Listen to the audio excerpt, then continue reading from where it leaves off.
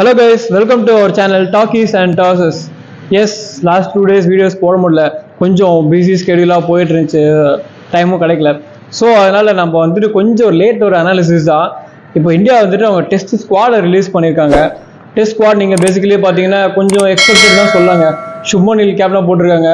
But ஆனால் vice captain நான் வந்து எனக்கு கொஞ்சம் பேஃப்லிங்காகவே இருக்குது. எதுக்கு வந்துட்டு இவங்க ரிஷப் பந்த் கிட்ட போனாங்கன்றது கொஞ்சம் கன்ஃபியூசிங்காக தான் இருக்குது. நான் உண்மையிலே எக்ஸ்பெக்ட் பண்ணேன்னா அட்லீஸ்ட் இவங்க கேஎல் ராகுல் கிட்ட போயிருப்பாங்க.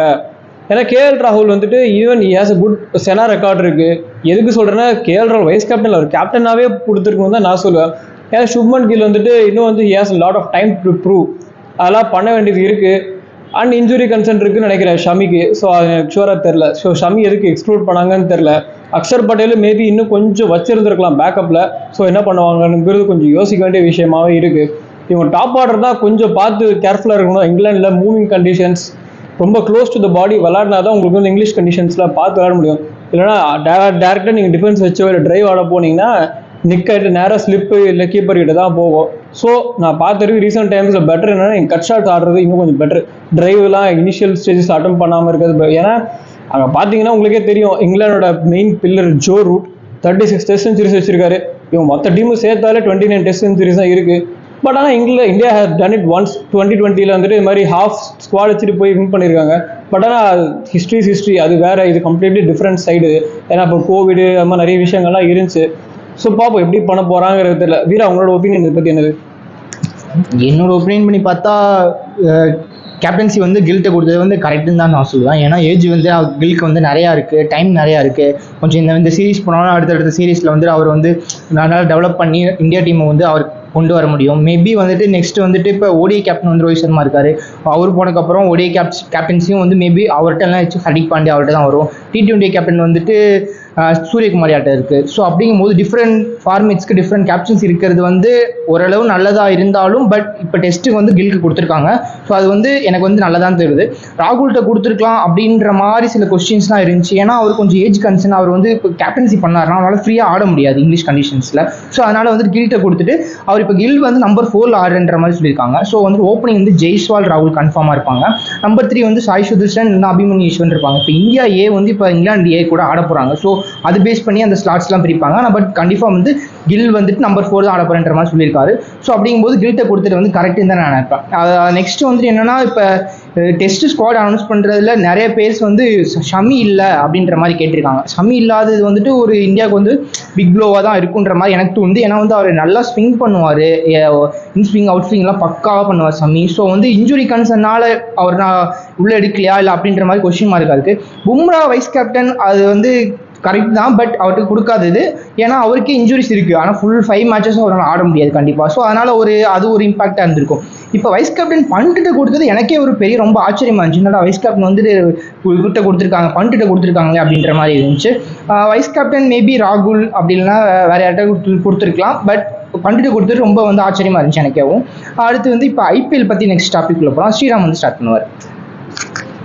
டெஸ்ட் மேட்ச் பற்றி கொஞ்சம் நிறையவே கவர் பண்ணிட்டோம். ஆனால் இதில் லைட்டாக ஒரு சின்ன டச் மட்டும் நான் பண்ணிக்கிறேன். ஏன்னா டெஸ்ட் மேட்ச் கேப்டன்சியில் பார்த்தீங்கன்னா இது எல்லாமே டிபேட் போய் முடிஞ்சுது. பட் ஆனால் பும்ரா வந்து 5 மேட்சஸ் ஆட மாட்டார். ஆனால் அந்த ஒர்க் லோடை எப்படி இவங்க நெகேட் பண்ணி மீதி இருக்கிற பிரசித் கிருஷ்ணாவோ இல்லை சிராஜ், ஷாருல் தாக்கூர் கூட ஸ்குவாடில் இருக்காரு. ஸோ இவங்களாம் எப்படி டேக்கிள் பண்ணி கொண்டு போகிறாங்கிறத கொஞ்சம் சேலஞ்சிங்காக இருக்கும் அப்கமிங் டூர்.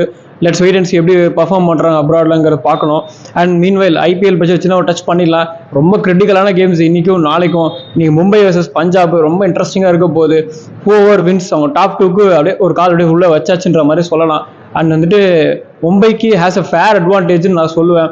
ஆனால் மும்பையோட அட்வான்டேஜ்னு சொன்னாலும் அங்கே ஸ்கையை மட்டும் அப்படியே டக்குன்னு எடுத்து எலிமினேட் பண்ணிட்டீங்கன்னா அவங்க பேட்டிங் கொஞ்சம் அப்படி இப்படின்ற மாதிரி தான் இருக்க சான்ஸ் இருக்குது. ரோஹித் சர்மா இன்னும் ஸ்டெப் அப் பண்ணல இன்னும் ரொம்ப பெருசாக. ஸோ அந்த மாதிரி சில கொஷின்ஸ்லாம் இருக்குது. என்ன கேட்டால் வந்துட்டு இன்னைக்கு பஞ்சாப் பவுலிங் வர்சஸ் மும்பை பேட்டிங்ன்ற மாதிரி இருக்குமான்னு தோணுது. ஆனால் மும்பையோட பஞ்சாப் கொஞ்சம் பேட்டிங்கில் ஈவன் பேலன்ஸ் இருக்கிறதுனால அது ஒரு அட்வான்டேஜ் இருக்குது. பட் மும்பையோட பவுலிங் உங்களுக்கே தெரியும். Santner, Bumrah, Boult, Deepak Chahar, Will Jacks கூட போடுவார். ஐ திங்க் வில் ஜாக்ஸ் இல்லைன்னு நினைக்கிறேன் இன்னைக்கு.